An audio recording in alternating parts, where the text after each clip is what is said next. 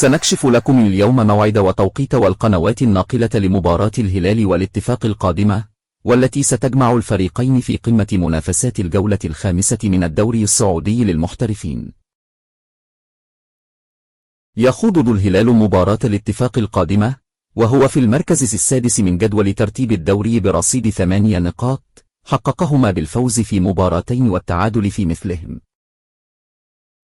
يتصدر الهلال جدول ترتيب دوري أبطال آسيا بعد مرور جولتين، حيث يحتل المركز الأول برصيد 6 نقاط، حققهما بعد انتصاره السابق على ناسف بثلاثية مقابل هدفين.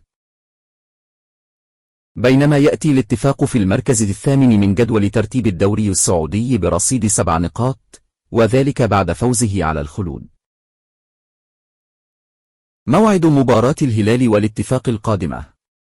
ومن المقرر أن تنطلق مباراة الهلال والاتفاق في الجولة الخامسة من الدوري السعودي يوم السبت الموافق 18 من شهر أكتوبر الحالي، وذلك في تمام الساعة 5:54 مساء بتوقيت مكة المكرمة.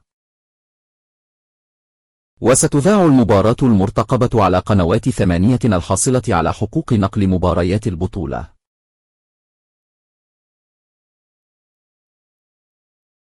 تشكيلة الهلال المتوقعة أمام الاتفاق: الحارس ياسين بونو، الدفاع حمد اليامي، كوليبالي، حسان تنبكتي، هرنانديز، الوسط سفيتش، روبن نيفيس، محمد كنو، الهجوم سالم الدوسري، ماركوس ليوناردو، مالكوم.